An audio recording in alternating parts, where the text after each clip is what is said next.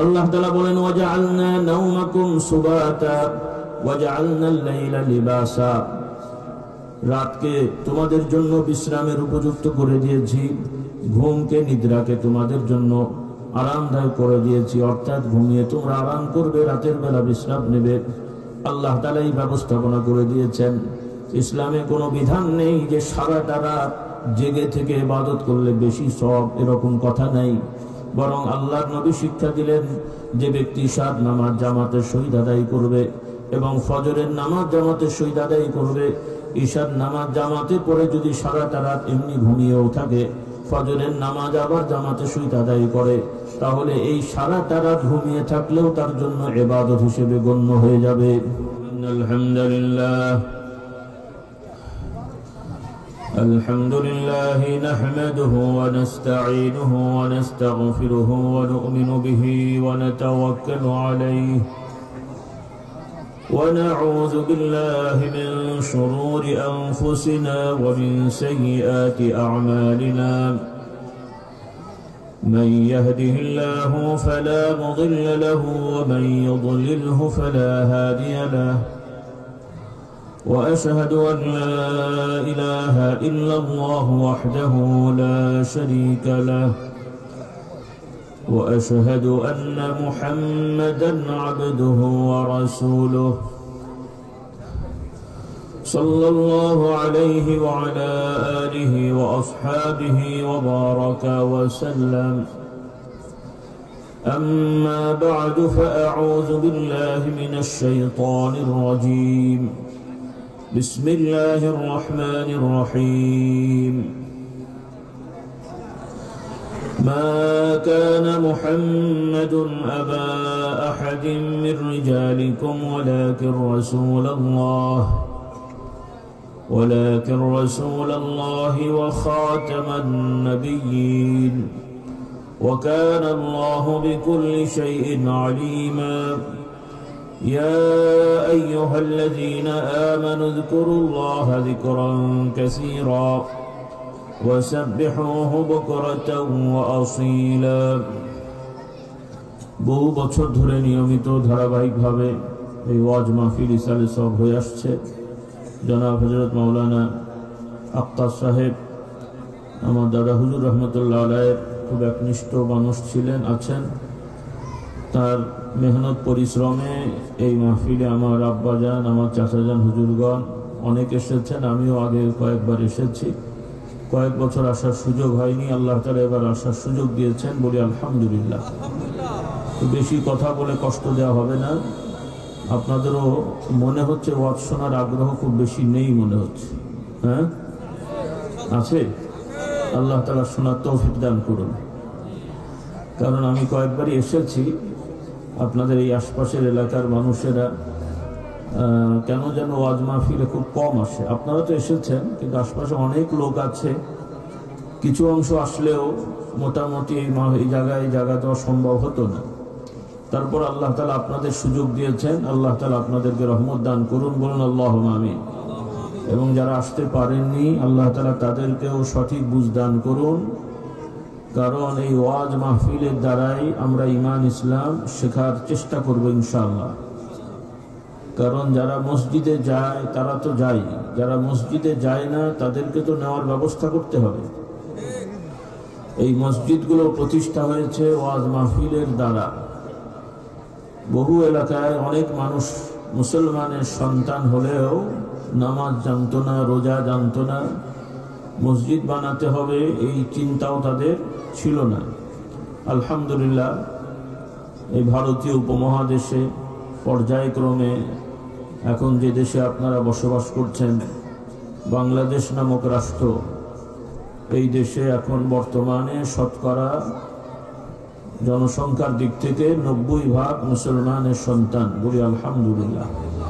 অন্তত সংখ্যার দিকে আমরা আগিয়েছি। এখন বাকি আছে ইসলামের দিকে আমাদের আগাতে হবে। শুধু বংশীয়ভাবে সংখ্যা দ্বারা আমরা আগালে বা সংখ্যা বেড়ে গেলেই আমাদের কল্যাণ নেই। সামাজিকভাবে মুসলমানের সন্তান মুসলমান হবে, মুসলমান পরিচয় দেবে, এটা স্বাভাবিক। অন্যান্য ধর্মের মানুষেরা তাদের বংশধরেরা সাধারণত সেই ধর্মের পরিচয় বড় হয়, কিন্তু প্রকৃত মুমিন মুসলিম আল্লাহর দরবারে হতে হলে প্রত্যেকটা মানুষকে ব্যক্তিগতভাবে বুঝে শুনে ইসলাম পালন করে দৃঢ় হতে হবে, তাহলেই সফলতা আসবে। আর তা না হলে শুধু সামাজিকভাবে জন্মগতভাবে মুসলমান হয়ে গেলাম, সামাজিক পরিচয় মুসলমান থাকলাম, মরে গেলে কিছু আনুষ্ঠানিকতা হলো, জানাজা হলো, দোয়া-দরুদ হলো, কিন্তু কবরে যে যে প্রশ্নগুলো হবে সেই প্রশ্নের উত্তর যদি আমরা দিতে না পারি, হাসরের ময়দানে আল্লাহ তাআলা যে বিচার করবেন সেই বিচারে আমরা যদি আল্লাহর দরবারে মুসলিম হিসেবে সাব্যস্ত না হই, তাহলে আমাদের এই দুনিয়ার পরিচয় নিয়ে কি লাভবান হওয়া যাবে? এই বিষয়টা একটু আমাদের ভাবতে হবে। আমার এখানে আজকে বসে আছে আমার যুবকেরা, ছাত্ররা দেখা যাচ্ছে অনেক, মাশাআল্লাহ, কচিকাঁচা বাচ্চারা হলেও কেউ কেউ আছে কিছুটা বোঝে, মাশাআল্লাহ। কারণ এখনকার 7, 8, 9, 10 বছরের ছেলেরাও মাশাআল্লাহ বুঝাচ্ছে, আলহামদুলিল্লাহ, এটা ভালো দিক। তবে এই বুঝটাকে আমরা অনেক সময় ভালো কাজে ব্যবহার না করে খারাপ কাজে ব্যবহার করছি, এটা হলো বড় সমস্যা। তো যাই হোক, এখানে ভাইরা আছেন, মা বোনদের আলাদা প্যান্ডেল হয়েছে, সেখানে মা বোনরা অনেকে বসছেন। সকলকে আহ্বান করবো, আসুন আমরা প্রকৃত মুমিন হই, মুসলিম হই, যাতে আমরা নাজাত পেতে পারি, সফলতা পেতে পারি। আল্লাহ তাআলা আমাদেরকে তৌফিক দান করুন। দুনিয়া ক্ষণস্থায়ী, আমরা সবাই জানি। কে কোথায় মারা যাব কেউ আমরা নিশ্চিতভাবে বলতে পারবো না, এবং আমাদের কখন কি পরিণতি হবে এটাও আমরা কেউ জানি না। এই যে এখন পৃথিবীব্যাপী নানান ধরনের জুলুম অবিচার চলছে। সম্প্রতি কয়েকদিন হলো সবাই জানেন আমেরিকার একটি প্রদেশের একটা অংশ লস অ্যাঞ্জেলেসে আগুন ধরেছে। আগুন ধরে এটা দিনকে দিন বেড়েই যাচ্ছে। আমেরিকা সহ এই সমস্ত বড় বড় শক্তিধর দেশগুলো, তাদের অনেক বড় বড় প্রযুক্তি আছে। মহাশূন্যে, কি বলে, স্পেস যেটাকে বলা হয়, সেখানে তাদের স্টেশন আছে, স্যাটেলাইট স্টেশন আছে। ওখান থেকে পৃথিবীর মোটামুটি অধিকাংশ জায়গায় তাদের মনিটরিং এর মধ্যে আছে। কোথায় কি হচ্ছে না হচ্ছে, মানে স্বপ্ন হলেও মোটামুটি এই অস্ত্রশস্ত্র নিয়ে বিভিন্ন গবেষণাগার, বিভিন্ন বিষয়গুলো যেগুলো দরকার আর কি, আপনি আমি কোথায় কি করছি এগুলো তাদের জানার বিষয় না, দরকারও না, তারপরও লেগে আছে। তাদের দেশের গোয়েন্দা বাহিনী বাংলাদেশের কোন হুজুর কি করে আমাদের বাংলাদেশের তুলনায় তারা ভালো জানে মনে হয় আর কি, কথা বলেন না? কাজেই সেগুলো ভিন্ন জিনিস। তো তাদের বহু প্রযুক্তি আছে। অন্য দেশ মুহূর্তের মধ্যে একটা বিশাল অঞ্চল 1-2টা বোমা মেরে সাইজ করে দিতে পারে, কিন্তু এত বড় প্রযুক্তি শক্তি থাকার পরেও নিজের দেশের আগুন নিভাতে পারছে না, হতাশ হয়ে যাচ্ছে। তাহলে আল্লাহ তাআলা আমাদের দেখালেন, আমার বিশেষ করে যুবকেরা যারা একটু বিজ্ঞান নিয়ে খুব ব্যস্ত, যে বিজ্ঞানের শক্তিতে সব হয়ে যায়, তো সব হওয়া তো দূরের কথা, একটু আগুনও নিভাতে পারছে না। আল্লাহ তাআলা আমাদের সঠিক বুঝদান করুন, বলুন আল্লাহুম্মা আমিন। কাজে আমাদের এই প্রযুক্তির উপরে নির্ভর করে সৈন্যবাহিনী, অস্ত্র বাহিনী, গোয়েন্দা বাহিনী, এই দলের কর্মী, দলের ক্যাডার, এদের উপরে নির্ভর করার কোনো সুযোগ নেই। নির্ভর করতে হবে কার উপরে? সেই রব্বুল আলামিন আমাদেরকে নাই থেকে আমাদের বানিয়েছেন, সৃষ্টি করেছেন। শুধু আমরা নয়, এই যা কিছু আমরা দেখি কোনোটাই একসময় ছিল না। কে ছিলেন? আমার বাচ্চারা একটু কথার জবাব দেবে ইনশাআল্লাহ, নাকি বলো? একটা সময় কিছুই ছিল না। কে ছিলেন? আল্লাহ। সেই মহান স্রষ্টা, তার ব্যক্তিগত নাম তিনি আমাদের জানিয়েছেন, তার নাম হলো আল্লাহ। তার নাম কি? আল্লাহ। সেই মহান স্রষ্টা আল্লাহ রাব্বুল আলামিন, তিনি এক সময় ছিলেন, এক সময় তিনি থাকবেন, এবং সদা সর্বদা সর্বসময় সকল সৃষ্টি দেখাশোনা, পরিচালনা, সকল সৃষ্টির প্রয়োজন মেটানোর জন্য তিনি একাই যথেষ্ট। বলুন সুবহানাল্লাহ। আমাদের পৃথিবীর বিভিন্ন দেশ পরিচালনার জন্য আলাদা আলাদা রাষ্ট্র হয়েছে, দেশ হয়েছে, রাজা আছে, মন্ত্রী আছে, প্রেসিডেন্ট আছে, বিভিন্ন বিভাগ আছে। যে যত বড় দায়িত্বশীল হয় সে পরনির্ভরশীল তত বেশি হয়। মানে যে যত বড় হয় সামাজিকভাবে অন্যের উপরে তাকে নির্ভর বেশি করতে হয়, তাই নয় কি? একজন কৃষক মানুষ, তার একটা কৃষি সরঞ্জাম হলেই সে স্বয়ংসম্পূর্ণ হয়ে যায়। আরেকজনের সহযোগিতা সাধারণত লাগে না, জুতো টানতে হয় না, জামা ধুয়ে দিতে হয় না, খাবার রান্না মানে কি বলে অনেক সমস্যা তার নাই। কিন্তু যে যত বড় অফিসার হবে দেখবেন তার তত লোক লাগে, লোক ছাড়া সে চলতে পারে না। এরপরে যারা রাজা বাচ্চা হয় এমনকি লোক ছাড়া সে খেতেও পারে না। খাওয়ার আগে, লোকমা দেওয়ার আগে তার পাশে আরেকজন থাকে, উনি আগে সবগুলো আইটেম টেস্ট করবে, তারপরে ওনাকে খেতে দেবে। তার আগে কোনো খাওয়াটাও তার জন্য ঠিক না, নিষেধ আর কি। জোর করে খেলে সেটা ভিন্ন, কিন্তু রাষ্ট্রের নিয়মে রাজা বাদশাহ এই ধরনের যারা পদে থাকেন, কারণ কেউ যদি তার খাবারে আবার বিষ টিষ মিশিয়ে দেয় কিনা এই জন্য আগে আরেকজন টেস্ট করে নিশ্চিত হয় যে কোনো ঝামেলা নাই, তারপরে বেচারাকে খেতে হয়। আপনি চাইলেই বাড়ি থেকে বের হয়ে যেতে পারেন, কিন্তু বড় বড় দায়িত্বশীলরা আগে গ্রিন সিগন্যাল লাগবে, গোয়েন্দা রিপোর্ট দেবে যে আপনি বের হন, না হলে বের হতে পারেন কিনা, যে না হলে কোথায় আবার কি গণধোলাই তোলাই খেতে হতে পারে হয়তো বা। হ্যাঁ, আগে সব ঠিক আছে। সেই জন্যে দুনিয়ার যে যত বড় হবে নির্ভরশীল হবে। পক্ষান্তরে আল্লাহ রাব্বুল আলামিন তিনি কারো প্রতি নির্ভরশীল নন, তিনি একাই সর্বে সর্বা স্বয়ং সম্পূর্ণ। বলুন সুবহানাল্লাহ। সেই মহান স্রষ্টার বান্দা যদি আপনি আমি হয়ে যেতে পারেন, তাহলে আপনার আমারও আর কারো প্রতি নির্ভরশীল হওয়া লাগবে না। সুবহানাল্লাহ। তার মানে কি না খেয়ে বসে থাকবেন? খাওয়া লাগবে, জমি লাগবে, বাড়ি লাগবে, ঘর লাগবে, তবে এগুলোর জন্য কারো মুখাপেক্ষী হতে হবে না। শুধু মুখাপেক্ষী হবেন আল্লাহর দরবারে, আল্লাহর কাছে চাইবেন, আল্লাহ তাআলা এমন জায়গা থেকে ব্যবস্থা করে দেবেন যেটা আপনি কখনো কল্পনাও করেন না। সুবহানাল্লাহ। এই জন্যে আমার যুবক যুবতী ভাই বোনেরা, তোমরাও ভবিষ্যতে বড় হও, আমরা আশাবাদী। সমাজে প্রতিষ্ঠিত হবে, বড় হবে, দায়িত্বশীল হবে, সম্মানিত হবে। আমরা দোয়া করি আল্লাহ তাআলা কবুল করুন। তবে যে পথে আমাদের সন্তানেরা যাচ্ছে বা চলছে, এইভাবে কিন্তু প্রকৃত বড় হওয়া যায় না। কারণ আপনারাই ভালো করে জানেন, আমাদের এখন সমাজে অপরাধের একটা বড় অংশ, অপরাধ সমূহের, ভালো কাজ তো হচ্ছেই, কিন্তু অপরাধ সমূহের একটা বড় অংশ আমাদের ছেলেমেয়েরা ছোটবেলা থেকে শিখছে। ছোটবেলা থেকেই আমাদের সন্তানেরা প্রতিষ্ঠান থেকে অপরাধ করা শিখে যাচ্ছে। বলুন নাউজুবিল্লাহ। দেখি উদাহরণ দেন তো, কি কি অপরাধ বাবুরা বলতে পারবে? হ্যাঁ, কি কি অপরাধ? হ্যাঁ, কি করা?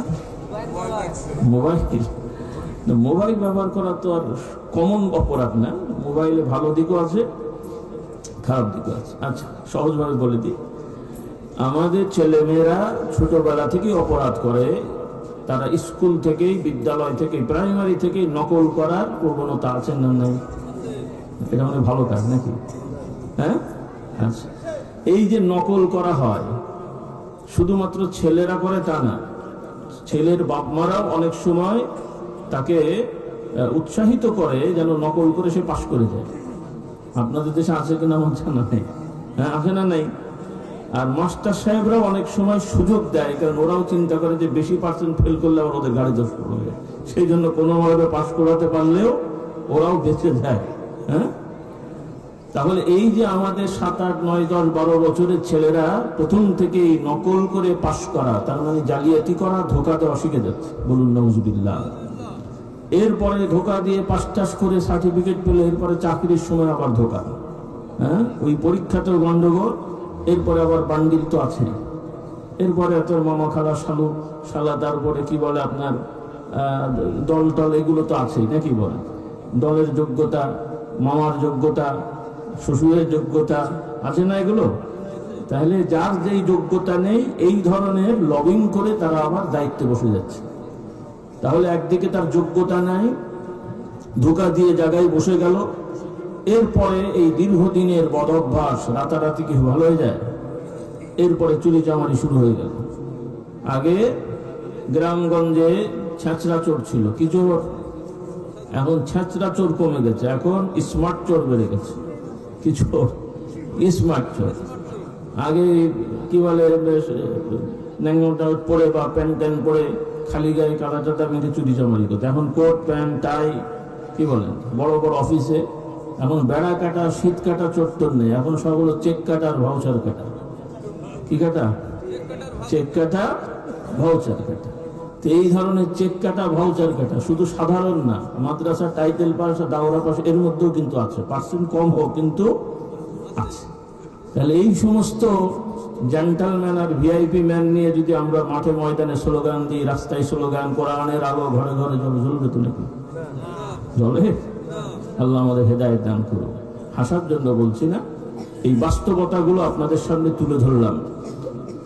এগুলোর থেকে বের হওয়ার চেষ্টা থাকতে হবে, তা না হলে এই গজব লস অ্যাঞ্জেলেসে এসছে, এরপরে ফিলিস্তিনে যা ঘটছে আমরা ব্যথিত, আমরা কষ্ট পাচ্ছি, কিন্তু এটারও পেছনে কারণ আল্লাহ তাআলা অকারণে কিছু ঘটান না।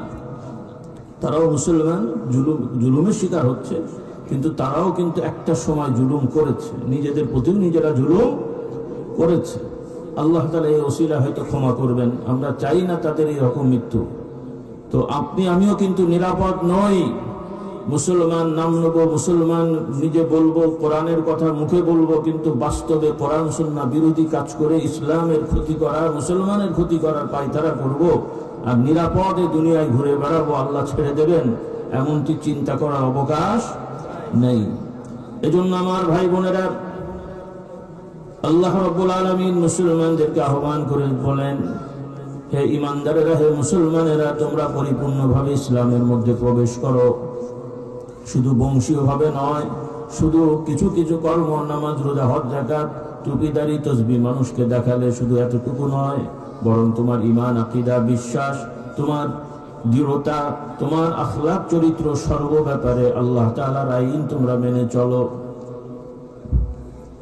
অনেক মুসলমান আছেন ঈমানেই সমস্যা আছে, আল্লাহ তাআলার পরিচয় তাদের স্পষ্ট হয়নি, নবীর সম্পর্কে তাদের পরিচয় স্পষ্ট হয়নি, কোরআন হাদিসের ব্যাপারে তারা দৃঢ়তার সহিত কোরআন হাদিসের সম্মান মর্যাদা তারা জানে না, বা জানলেও উল্টো কথা বলে। এই জন্য আমার যুবক যুবতী ভাই বোনের, আসুন আমরা একটু ইসলাম সম্পর্কে জেনে নিই, আল্লাহ তাআলার পরিচয় জানার চেষ্টা করি, নবীর পরিচয় জানার চেষ্টা করি, এবং ইসলামের আইনে দৃঢ় হওয়ার চেষ্টা করি। ইসলাম কঠিন কাজ না রে বাবা, মুসলমান হওয়া কঠিন না, কারণ ইসলামের সব আইন আমাদের স্বভাবজাত আইন। কি আইন বলেন? স্বভাবজাত বোঝেন? মানে আমাদের মানুষের স্বভাবের সাথে যেটা সামঞ্জস্যপূর্ণ। ইসলামের প্রত্যেকটা আইন আমাদের সামঞ্জস্যপূর্ণ আইন, বিরোধী না। বলুন সুবহানাল্লাহ। মানুষের ভালো খেতে পছন্দ হয়, মজাদার জিনিস খেতে ভালো লাগে, পছন্দ করে, আকাঙ্ক্ষা হয়, আছে না নাই? আল্লাহ তাআলা কি আমাদের বলেছেন যে খারাপ জিনিস খেতে? কি জিনিস খেতে বলেছে? ভালো জিনিস। বলুন সুবহানাল্লাহ। রাত হলে ঘুম আসে, দিন হলে মানুষের সাধারণত ঘুম চলে যায়। তাহলে রাত হলে ঘুম আসে, দিন হলে ঘুম চলে যায়, এটা সাধারণ। এখন হয়তো আপনারা বা যুবকেরা এই মোবাইলের কারণে, বা এখন আগে তো টেলিভিশন ছিল, এখন ওইটা তো আর খুব বেশি লোক দেখে না, এখন হাতে হাতেই সব চলে এসেছে। তো আগে টেলিভিশন চ্যানেল দেখে, এখন মোবাইল দেখে বা টেলিভিশন দেখে, মানে মোবাইলের কারণে ইউটিউব ফেসবুক যাই হোক, এগুলো দেখে 12টা 1টা 2টো 3টে এভাবে ছেলেমেয়েরা রাত জাগে। আমরাও অনেক সময় দেখি, যেহেতু আমাদের ওয়াজ মাহফিল করতে হয়, রাত 1টা 2টো 3টে 4টের সময় রাস্তাঘাটে আমাদের চলতে হয়। গ্রামগঞ্জে আমরা দেখি যে অনেক যুবকরা 2টো 2:30টার সময় গ্রামগঞ্জে কালভার্টের উপরে রাস্তার পাশে 2জন 3জন একসাথে বসে আছে, মোবাইল দেখছে। তো এইভাবে এরপরে আগে গ্রামগঞ্জে মোটামুটি নিস্তব্ধ থাকতো, এখন 11-12টার সময় অনেক সময় অনেক বাড়িতে বোঝা যায় যে মানুষ এখনো জেগে আছে। তো অকারণেই বেশিরভাগ ক্ষেত্রে, কারণে প্রয়োজন ছাড়াই এরা সময় জেগে থাকে। আল্লাহ তাআলা এদেরকে হেদায়েত দান করুন।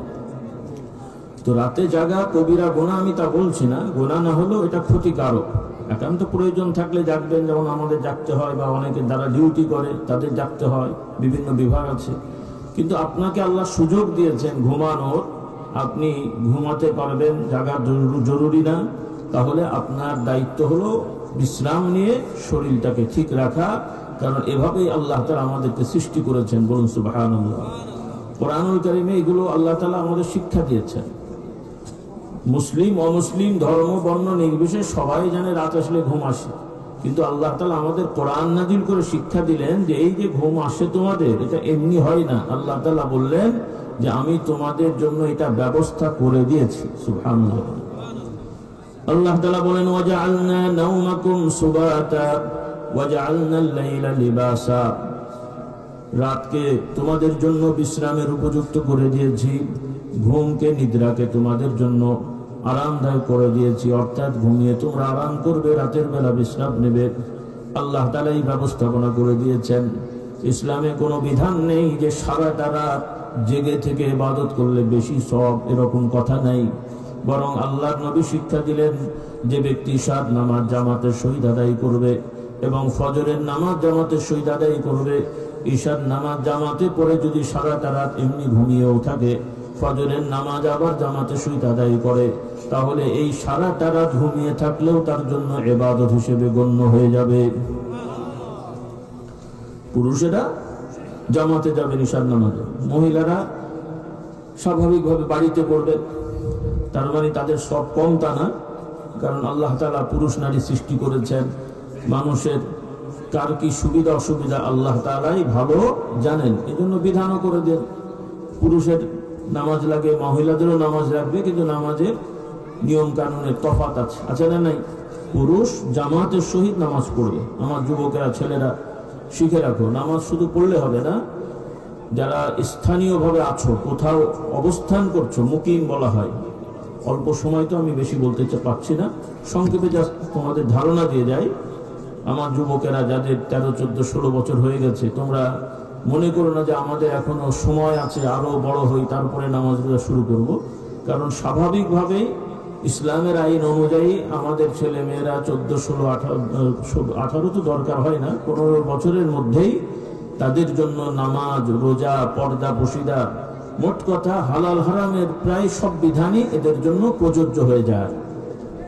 এজন্য আমার ছেলে মেয়েদের বলতে চাই, যাদের প্রতি নামাজ ফরজ হচ্ছে, মেয়েরা যথা ওয়াক্তে সময় মতো নামাজ পড়বে। ছেলেরা শুধু নামাজ পড়বে না, বরং জামাতে যে নামাজ পড়বে। কোথায় যে? জামাতে। এখন তো যুবকদের বাংলাদেশ, নাকি বলো? বুড়োরা তো সব গেট আউট, তোমরা সব চালাচ্ছ, তাই না? যুবকরা চালাচ্ছে না, ওদের ঘাড়ে বসে অন্যরা চালাচ্ছে। এটাই হলো ঝামেলার কথা। তো সতর্ক হতে হবে। আমার অভিভাবকেরা সতর্ক হবেন, আপনাদের সন্তানদেরকে নিয়ে কেউ যাতে অপব্যবহার করতে না পারে, সতর্ক হবেন। এবং যারা মাশাআল্লাহ কলেজ ইউনিভার্সিটির ছেলে মেয়েরা, তোমরাও একটু চোখ কান খোলা রাখবে। তোমাদের তো আসলে বুঝ হয়েছে, কিন্তু গভীর বুঝ তো অনেকের হয়নি। একজন এক এক দিক থেকে ধোয়া তুলবে, আর তোমরাও লাফাবে, পরে বলবে যে কি হলো কিছুই জানি না। তোমার মাথায় কাঁঠাল ভেঙে আটা লাগে আর একজন পালাবে, তুমি এবার বিপদে পড়বে। এই জন্যে সাবধান হতে হবে। আল্লাহ তাআলা আমাদের সন্তানদেরকে হেফাজত করুন। আর বর্তমান যে প্রেক্ষাপট আল্লাহ তাআলা শান্তিময় করে দিন। সৎযোগ্য ভালো মানুষদের দ্বারা আল্লাহ তাআলা সমাজের বিভিন্ন দায়িত্ব পালনের ব্যবস্থা করে দিন। বলুন আল্লাহুম্মা আমিন। এ ব্যাপারে আপনাদের ভূমিকা রাখা দরকার আছে না নাই? সকল মুসলমান ভাই, আপনারা ধর্ম বর্ণ নির্বিশেষে যে যে দলের সাপোর্টার হন বা ভালো লাগে আপনাদের, অথবা নিরপেক্ষ হন, সবাইকে মিলেমিশে ভালো মানুষকে দিয়ে দেশ গড়ার চেষ্টা থাকতে হবে। খারাপ মানুষের থেকে ভালো কিছু আশা করা যাবে না, এই বুঝতে থাকতে হবে। কিন্তু সমস্যা হলো আমাদের সমাজের মানুষের আবেগ বেশি। ওই বাপদাদা একটা দল করত, সেই দলেই থাকতে হবে, মনে সে মার খেলেও থাকতে হবে, হালুয়া খেলেও থাকতে হবে। এই যে একটা টেন্ডেন্সি, এটা থেকে বের হয়ে আসতে হবে আপনাদের, তা না হলে সমাজ গড়া যাবে না। বাস্তববাদী হতে হবে। আল্লাহ তাআলা আমাদের হেদায়েত দান করুন। বলুন আল্লাহুম্মা আমিন। তো যাই হোক, আমার যুবকদের বলি, ভাইদের বলি, জামাতের সহিত নামাজ পড়ার অভ্যাস করবে। আল্লাহ তাআলা তোমাদের তৌফিক দেন। বলুন আল্লাহুম্মা আমিন।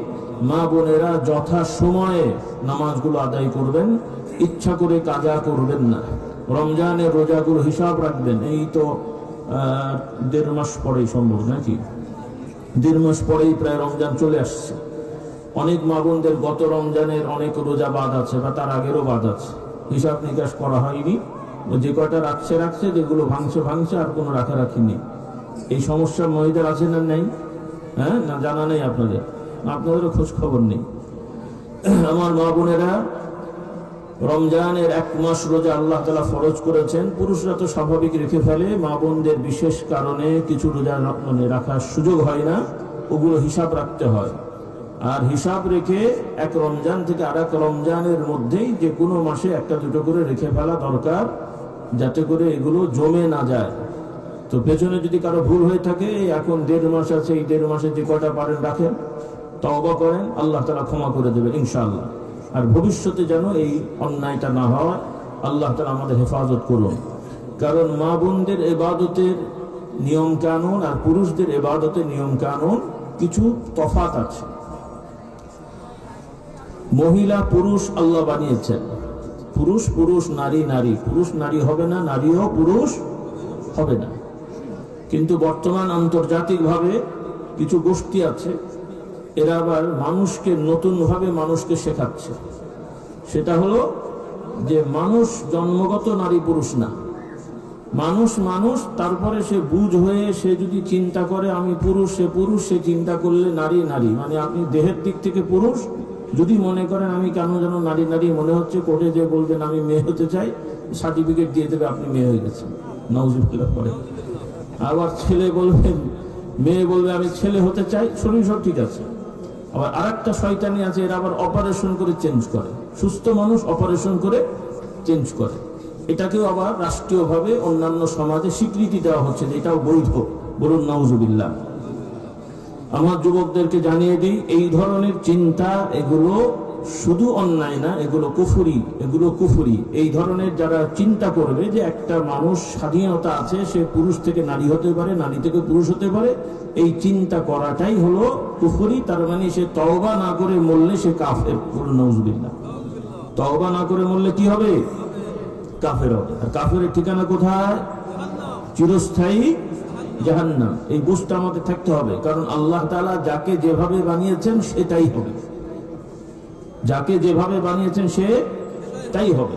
এখন একটা জিনিস ঝামেলা রয়ে গেছে, বলে দিই আমি, সেটা বাংলাদেশের আইনে এই বেশ কয়েক বছর আগে এটা হয়েছে, পৃথিবীতে অনেক জায়গায় আছে। স্বাভাবিকভাবে আগে লেখা হতো জেন্ডার, মানে লিঙ্গ দুটো, পুরুষ আর নারী। মাঝখানে আবার আন্দোলন শুরু হলো যে কিছু মানুষ আছে এগুলো পুরুষ না নারী বোঝা যায় না, তো এগুলোকে কি করা হবে, রাষ্ট্রীয়ভাবে স্বীকৃতি দেওয়া হোক, এদেরকে তৃতীয় লিঙ্গ বলা হলো। কি বলা হলো? তৃতীয় লিঙ্গ বলা হলো, অথবা আগে বলা হতো উভয় লিঙ্গ, এইরকম কিছু। তো ইংরেজিতে থার্ড জেন্ডার বলে।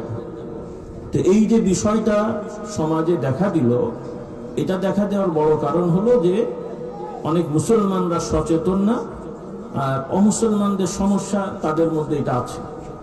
কারণ আমরা মুসলমান বিশ্বাস করি মানুষ হয় পুরুষ না হলে নারী, আর যাদেরকে তৃতীয় লিঙ্গ বলা হবে বা বলা হচ্ছে, এদের ব্যাপারে ইসলামের আইন হলো যে চিকিৎসকের মাধ্যমে তাদেরকে পরীক্ষা নিরীক্ষা করে সেই মানুষটা মেয়ের দিক বেশি না ছেলের দিক বেশি এটা বিবেচনা করে ডাক্তার সাহেবের রিপোর্ট দেবেন, তার পার্সেন্টেজটা, শরীরের অবকাঠামোর, তার স্বভাব, তার চরিত্র, তার অন্যান্য বিষয়, সব তো আর মাহফিলে বলা যায় না। তো এগুলো গবেষণা করে তারা রিপোর্ট দেবেন। পুরুষের দিক বেশি হলে এই লোকটাকে পুরুষ ধরা হবে, আর মেয়ের দিক বেশি হলে কি ধরা হবে বলেন? তাহলে এখন মানুষ কটা হলো? পুরুষ অথবা নারী, তৃতীয় আর দরকার হচ্ছে? তাহলে মুসলমানদের মধ্যে তৃতীয় কোনো দরকার হচ্ছে না। এখন অন্য ধর্মের সমস্যা সেটা তারা বুঝবে, সেটা তো আমার, তাদের চতুর্থ পঞ্চম আরো কিছু হলে হোক দিলে কি বলেন। যেমন এখন হচ্ছে যেটা বললাম ট্রান্সজেন্ডার, যেটা বললাম যে পুরুষ থেকে নারী হয়ে যাচ্ছে, নারী থেকে পুরুষ হয়ে যাচ্ছে। আল্লাহ না করুন যদি ওই ধরনের কোনো ব্যক্তির সমস্যা হয়, তাকে যদি অপারেশন করে, মানে ডাক্তার আগেই বলেছে সে পুরুষ, তাকে পুরুষ ধরা হবে, কিন্তু কিছু সমস্যা রয়ে গেছে, সেটাকে যদি মেডিকেলে অপারেশন করে পরিপূর্ণ সুস্থ করে, সেটাতে কোনো আপত্তি নেই। কিন্তু একটা সুস্থ পুরুষ তাকে অপারেশন করে নারী বানাবে, অথবা সুস্থ নারী তাকে পুরুষ বানাবে, এটা সম্পূর্ণ কুফরি কাজ এবং হারাম কাজ, এবং এই কাজ কোনো মুসলিম দেশে মুসলমান হয়ে স্বীকৃতি দিতে পারে না। প্রশ্ন এখানে, অন্যরা কে কি করবে সেটা তার ব্যাপার, কিন্তু আপনার সমাজে, আপনারা আমরা মুসলমান, এই সমাজে এই ধরনের একটা কোরআন বিরোধী, ইসলাম বিরোধী আইন হয়ে যাবে আর আমরা বসে থাকবো, চুপ থাকবো, এটা কি হয়? কথা এটাই। এখন যদি আপনাদের দেশে বিভিন্ন সংঘ, কি বলে, রাজনৈতিক দলরা, তারা বলে যে ধর্ম নিরপেক্ষ রাজনীতি দল, সেকুলার রাজনীতি করেন তারা, ধর্ম নিরপেক্ষ, এর অনেক কথা আছে, সময় কম। এখন যদি আপনাদের স্কুলে, প্রাইমারি স্কুলে সরকারিভাবে খাবার দেয়, সেই খাবারে যদি শুয়োরের গোশত দেয়, আপনারা কি করবেন? চুপ থাকবেন না কিছু বলবেন? না ফিরি ফিরি সরকার দিয়ে খেয়ে ফেলবেন? না, সরকার দিলে তার সমস্যা নেই, নিজে নাই না শুয়োর কিনে আনলে সেটা সমস্যা। সরকার শুয়োর দিলে তো খাওয়া যায়, যেহেতু সরকার দিয়েছে। কি খাবেন? আর আপনারা যদি প্রতিবাদ করেন, সরকার ফোর্স দিয়ে বলবে যে সরকারি কাজে বাধা দেওয়া হচ্ছে।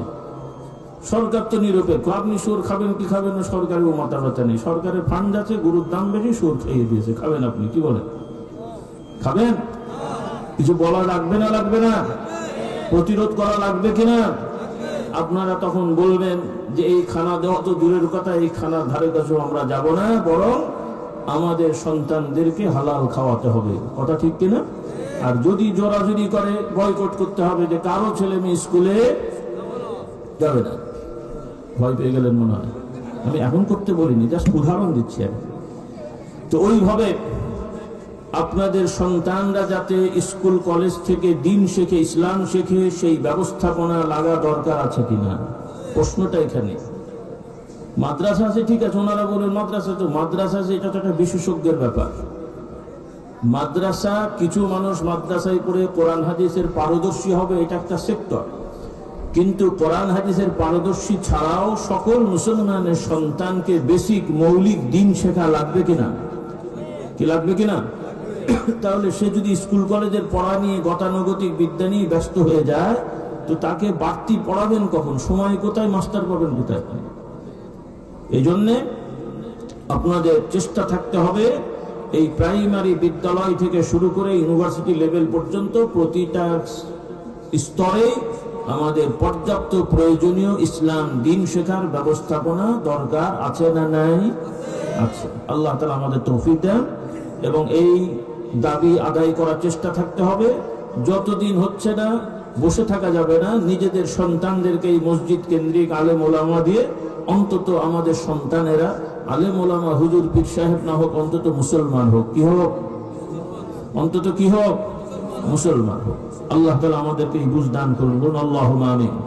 তো যাই হোক, আমার ভাই বোনেরা কথা করে যাচ্ছে, সংক্ষেপ করি। তো আমার মা বোনদের বলতে চাই, আল্লাহ রাব্বুল আলামিন পুরুষ নারী দায়িত্ব বন্টন করে দিয়েছেন, এই বিষয়গুলো বিশ্বাস রাখতে হবে।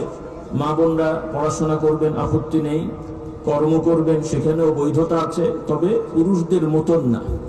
একটা পুরুষ স্বাভাবিকভাবেই চাকরি করবে, ব্যবসা করবে, এটা তার দায়িত্ব, কারণ তাকে নিজেকে ভরণ পোষণ, উপার্জন করতে হবে। কিন্তু একটা নারী আল্লাহর বিধানে, ইসলামের বিধানে তার ব্যক্তিগত প্রয়োজনেও স্বাভাবিকভাবে উপার্জনের দরকার হয় না, হবে না। কেন হবে না? যে আল্লাহ রাব্বুল আলামিন জন্মগতভাবে একটা মেয়ে বাচ্চা জন্ম থেকে বিয়ে দেওয়া পর্যন্ত সব দায়িত্ব বাবার উপরে দায়িত্ব দিয়ে দিয়েছেন। কার উপরে? কার উপরে? এই যে বাবার উপরে দায়িত্ব দিয়েছেন, এটা বাবার উপরে ফরজ দায়িত্ব না নফল দায়িত্ব? নাকি এটা বোঝা হয়ে গেছে? বাবার উপরে মেয়েরা কি বোঝা? আমার মা বোনেরা, আপনারা যদি মনে করেন বাবার উপরে আমরা বোঝা, স্বামীর উপরে বোঝা, তাহলে এটা আপনাদের বোঝার ভুল। তাহলে কদিন পরে বলবেন যে তাহলে কোম্পানির উপরে আপনারা বোঝা নাকি? কোম্পানির উপরে বোঝা আপনি? তো কোম্পানিতে কাজ করেন, কোম্পানি বেতন দিতে বাধ্য, এটা আপনার অধিকার। তো আপনি নারী হয়ে সৃষ্টি হয়েছেন, কে বানিয়েছেন? আমাদের পুরুষ কে বানিয়েছেন?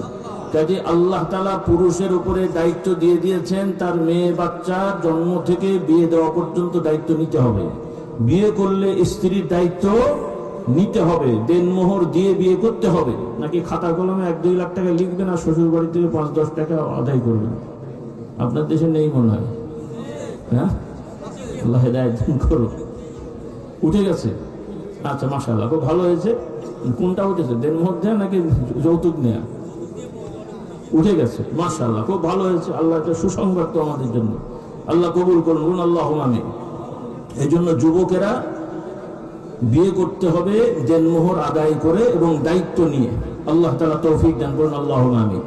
তো প্রশ্নটা এই জন্যই আসছে যে আন্তর্জাতিকভাবে আমাদের মেয়েদেরকে শেখানো হচ্ছে নারী স্বাধীনতা, নারীর ক্ষমতায়ন, নারী তার নিজের পায়ে দাঁড়াবে, এই যে কথাগুলো শেখানো হচ্ছে, কারণও আছে, তাদের দেশে সমস্যা আছে। কারণ অন্যান্য ধর্মের মধ্যে নারীদের সম্পদের কোনো অধিকার নেই। বাবা থেকেও সম্পদ পায় না, স্বামী থেকেও সম্পদ পায় না। সারাটা জীবন হয় বাবার বাড়ি খেতে হয়, না স্বামীর বাড়ি খেতে হয়, এরপরে সন্তানরা দেখলে দেখলো, না হলে বৃদ্ধাশ্রমে যেতে হয়। তাদের ব্যক্তিগত মালিকানা থাকে না। কিন্তু ইসলামের আইনে পুরুষ নারী বংশীয়ভাবে জন্মগতভাবে মালিকানা পায় না, পায় না, পায় না, পায় না। আমি ভাই হিসেবেও যেমন পাবো, আমার বোনও পাবে। হয়তো পার্সেন্টেজে কম বেশি আছে, কিন্তু যেটা কম দেখতে মনে হচ্ছে বাস্তবে কিন্তু এটা কম নয়। সেগুলো আপনারা হিসাব জানেন। তো আমি এই কথাটা বলার কারণ হলো, আমার মেয়ে মহলে অনেকেই মাশাআল্লাহ পড়াশোনা করে, কিন্তু তাদের এখন একটা টেন্ডেন্সি দাঁড়িয়েছে, আমার এখনো বিয়ের বয়স হয়নি, এমএ পাস করবো তারপরে বিয়ে করবো, হ্যাঁ অনার্স পাস করবো তারপরে বিয়ে করবো। তো এই পড়াশোনা ডিগ্রির সাথে বিয়েকে যোগ করে দেওয়া পুরুষদের জন্য কিছুটা হলেও সমস্যা থাকলেও সমাধান হয়ে যায়, কিন্তু মেয়েদের ক্ষেত্রে সমস্যা বেড়ে যায়। অন্য দেশের অমুসলিমদের তো আর পর্দা প্রশিদা নেই, আর বাকি আর মুখে আমার বলার দরকার নেই, অত বাদ বিচার তাদের নেই, তো তারা যা পারে করবে, করে। কিন্তু আমাদের সন্তানরা কি তাই পারবে? কাজে আপনাদের খবর খেয়াল রাখতে হবে। পড়াশোনা ছেলে মেয়েরা করবে, আপত্তি নেই, কিন্তু প্রাপ্তবয়স্ক হলে, বিশেষ করে মেয়েদের ক্ষেত্রে, তাদের প্রাপ্তবয়স্ক হলে স্বাভাবিকভাবে বিবাহ শাদী দেন, তার সাথে পড়াশোনা করুক। কিন্তু ডিগ্রি হবে, তারপরে পড়বে, চাকরি নিয়ে কেরিয়ার করবে, তারপরে পর বিয়ে হবে, এই ধরনের চিন্তা ফিকির এটা মুসলিম সমাজে কখনোই হতে পারে না। যার কারণে এখন দেখা যাচ্ছে অনেক মেয়ে ঝামেলায় পড়ে যাচ্ছে। কারণ বয়স বেশি হয়ে গেলে ছেলেরাও তখন চিন্তা করে, বা অনেক ব্যাপার স্যাপার থেকে যায়। তো এই জন্য মা বোনদের বলতে চাই, পড়াশোনা করবে, দোষ নেই, কিন্তু পর্দার সহিত পড়াশোনা হবে। যথাসময়ে বিবাহ শাদী তোমার বাবা মা দেখতে চাইলে তোমরা করে ফেলবে ইনশাআল্লাহ। অহেতুক ডিগ্রির দোহাই দিয়ে, চাকরির দোহাই দিয়ে বিশেষ করে মহিলারা বিয়ে শাদী দেরি করা এটা ঠিক হবে না। কারণ এতে করে ভবিষ্যতে সমস্যায় পড়ে যাবে। কারণ আল্লাহ তাআলা যেভাবে স্বাভাবিক মানুষকে সৃষ্টি করেছেন, এটাকে অস্বাভাবিক কিছু করলে আমাদের ক্ষতি ছাড়া কোনো কল্যাণ নেই। আল্লাহ তাআলা আমাদের হেদায়েত দান করুন, বলুন আল্লাহুম্মা আমিন। এই জন্য আমি বলতে চাই, আল্লাহ নবী সাল্লাল্লাহু আলাইহি সাল্লাম মা বোনদের সংক্ষিপ্ত কোর্স দিয়ে দিয়েছেন, বলি আলহামদুলিল্লাহ। রাসূলুল্লাহ সাল্লাল্লাহু আলাইহি সাল্লাম বলেন, যে মহিলা 5 ওয়াক্ত সালাত নামাজ ঠিক মতো আদায় করে, রমজানের সব কটি রোজা ঠিক মতো রাখে এবং নিজের দেহকে হেফাজত করে, হারাম কার্যকলাপ জিনা ব্যভিচার থেকে নিজেকে নিরাপদ রাখে, স্বামীর অনুগত থাকে, আল্লাহ রাব্বুল আলামিন তার জন্য জান্নাতের সব কয়টি দরজা খুলে দেবেন। যে দরজা দিয়ে ইচ্ছে করে সে জান্নাতে প্রবেশ করতে পারবে। এজন্য আমার মা বোনেরা যারা কর্মজীবী আছেন, বিভিন্ন চাকরিতে ঢুকেছেন, চাকরি করলেও পর্দাটা সঠিক রাখবেন, স্বামীর অনুমোদন ক্রমে অথবা বিয়ের আগে বাবার অনুমতি সাপেক্ষে পর্দা ঠিক রেখে মা বোনেরা চাকরি করবেন। কারণ অনেক ভালো পরিবারের মেয়েরাই চাকরি করতে যে পর্দা নষ্ট হয়ে যাচ্ছে, যেটা তার হয়তো দরকার ছিল না। সচ্ছল পরিবার, স্বামী সব ব্যবস্থা করে দেন, বাবা সব করে দেন, কিন্তু ওই আধুনিক ছোঁয়ায় কেরিয়ার করতে হবে, নিজের পায়ে দাঁড়াতে হবে, এই চিন্তা করে চাকরি করতে যে দেখা গেল যে পর্দা প্রশিদা আরো অন্য কিছু তার নষ্ট হয়ে গেল, নাউজুবিল্লাহ। এই জন্য এই ঝুঁকি আমার মা বোনেরা নেবেন না। যদি সুযোগ থাকে পর্দার সহিত কাজ করবেন, সমাজের সেবা করবেন, সমাজে ভূমিকা রাখবেন, ইসলামে কোনো বাধা নেই, বলি আলহামদুলিল্লাহ। কিন্তু পর্দা বাদ দিয়ে না। এখন যেমন নারী পুরুষ সমান অধিকার করতে যে মেয়েরাও এখন রাজনীতি শুরু করেছে, সেই রাজনীতির মধ্যে আবার রাস্তাঘাটে মিটিং মিছিল তারা যান। আর মিটিং মিছিল করতে গেলে প্রশাসনের সাথে তো একটু দর কষাকষি হয় না, হয় না? এরপরে যখন ধাওয়া দেয়, মারধর খায়, পরে আবার এসে প্রেস কনফারেন্স করে বলে আমরা মায়ের জাতি আমাদের ধরে পিটিয়েছে। মিছিলের সময় সমান অধিকার, আর মার খাওয়ার সময় সমান হবে না? তখন মায়ের জাতি কেন হলো? তো পুলিশকে বেছে বেছে মারবে নাকি? কোনটা ছেলে কোনটা মেয়ে সম্ভব? তো রাস্তাঘাটে আপনি যান কেন? মিছিল মিটিংয়ের কথা বলছি, এমনি পর্দার সহিত যাবেন সেটা তো বাধা নাই, কিন্তু এই যে রাজনৈতিক কর্মসূচি করতে যে মিছিল মিটিংয়ে মহিলারা যে ছেলেদের সাথে ধস্তাধস্তি ঠেলাঠেলি মারামারি, এগুলো কোনো সভ্য মুসলমান পরিবারের সম্ভব? রাগ করছেন আমার কথায়? আল্লাহ আমাদেরকে হেদায়েত দান করুন। আমার মা বোনদের বলি, এ সমস্ত কর্মকাণ্ডে দয়া করে যাবেন না। আল্লাহ আমাদের হেদায়েত দান করুন, বলুন আল্লাহুম্মা আমিন। সম্মান আল্লাহ তাআলা দেবেন। দুনিয়ার এই সমস্ত বিষয় প্রকৃত সম্মানের বিষয় নয়, এগুলো প্রয়োজনীয় বিষয়, দায়িত্ব কাউকে না কাউকে নিতে হবে, দিতে হবে, কিন্তু এগুলোর ব্যাপারে প্রতিযোগিতা নেমে যাবেন। ৩-৪ হাজার ভোটারের এলাকা, ওয়ার্ড বা মেম্বার কি বলে ওয়ার্ড বা ইউনিয়ন, সেখানে ২০-২৫ জন ক্যান্ডিডেট হয়ে মারামারি খুনাখুনি কোনো সভ্য মানুষের কাজ? আল্লাহ আমাদের হেদায়েত দান করুন। তো এগুলো থেকে আমাদের বেঁচে থাকতে হবে, সভ্যতা অর্জন করতে হবে, দ্বীনের উপরে থাকতে হবে, দুনিয়ার লোভ লালসা বর্জন করতে হবে। আল্লাহ তাআলা আমাদের হেদায়েত দান করুন, বলুন আল্লাহুম্মা আমিন। তো যে কথা দিয়ে শুরু করেছিলাম, আমার যুবক যুবতী ভাই বোনেরা, ছাত্ররা নকল করবে না, ভালো করে পড়াশোনা করবে। এই যে বছর শুরু হয়েছে, যখন থেকে ক্লাস শুরু হচ্ছে বা হলো, পড়াশোনা ক্লাস ঠিক মতো করবে, পাঠ্যপুস্তকের প্রথম থেকে শেষ পর্যন্ত পুরো বই পুস্তকগুলো পড়বে। পরীক্ষার সময় আল্লাহর প্রতি ভরসা করে পরীক্ষা দেবে। আল্লাহ তাআলা যাকে যে রেজাল্ট দেন সেটার উপরে সন্তুষ্ট থাকবে। কর্মজীবনে জালিয়াতি করা, ধোঁকা দেওয়ার কোনো প্রবণতা যেন না করা হয়। যোগ্যতার আলোকে যার যেখানে আল্লাহর তকদিরে রেখেছেন সেই চাকরি করবে, কিন্তু আরেকজনের যোগ্যতা আছে তাকে বাদ দিয়ে পয়সা দিয়ে কি বলে ওগুলো, কি বলে এটাকে, হ্যাঁ, টাকা দিয়ে ঘুষ দিয়ে তারপরে লবিং করে, যে হয়তো তোমার আগে ছিল তাকে পিছিয়ে ফেলে নিজে চাকরি নিয়ে নিলাম, এগুলো কিন্তু অন্যের অধিকার নষ্ট করা হয়। কি নষ্ট করা হয়? কারণ হিসাবে আরেকজন পাওয়ার কথা, আমি তাকে সরিয়ে আমি নিলাম, তার মানে তার অধিকারটা আমি দখল করলাম। এখন এই বেতন আমার জন্য হারাম না হালাল? কি রাগ করলেন আমার কথায়? এগুলো ইসলামের শিক্ষা। এই শিক্ষাগুলো সমাজে নেই বলে আজকে আমাদের এই অধপতন। কারণ আমরা বাবা মার সম্পত্তিতেও জালিয়াতি করি, সামাজিক রাষ্ট্রীয় পদেও জালিয়াতি করি, এই সব জায়গায় জালিয়াতি করে নামে আমরা মুসলমান, কিন্তু খাচ্ছি হারাম। আমাদের রক্ত মাংস সব হারামে করে উঠছে। হজও করছি হারাম টাকায়, ইফতার করছি, সেহরি খাচ্ছি, ইফতার করছি সেটাও রোজা রেখে, সেটাও হারাম টাকায়। জব্বা জব্বা মাগরিব টুকি যাই পড়ছি তাও আবার হারাম টাকায়। তো এই সমস্ত হারাম খেয়ে হারাম পড়ে আল্লাহর কাছে ডাকলে আল্লাহ কবুল করেন না রহমত দেন? আল্লাহ আমাদের হেদায়েত দান করুন। সেজন্য আমার ভাই বোনেরা, শুধু কুকুর বিড়াল শুয়োরই হারাম না রে ভাই, মদিনার খেজুরও যদি চুরি করা টাকায় খাওয়া হয় সেটাও হারাম খাওয়া হয়।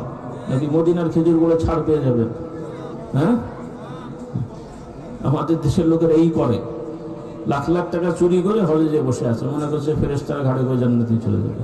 নাউজুবিল্লাহ, এইভাবে হজ করতে আল্লাহ বলেন নাই। তুমি সারা জীবনে মক্কা চোখে না দেখলেও ইমানি হালতে মরলে কিয়ামতের ময়দানে আল্লাহ তাআলা তোমার সাথে দিদার দান করবেন। সুবহানাল্লাহ। কাবা তো ঘর আল্লাহর হুকুমে বানানো হয়েছে, অবশেষ হয়ে যাবে। সম্মান আছে, দেখতে পারলে অনেক ভালো, কিন্তু না দেখতে পারলে জান্নাত আটকাবে না যদি ইমানের হালতে থাকেন। বলুন সুবহানাল্লাহ। কারণ পৃথিবীর সব মানুষই কাবা দেখতে পারে? হ্যাঁ, সব মানুষই কি নবীর রওজায় বা নবীকে দেখেছেন?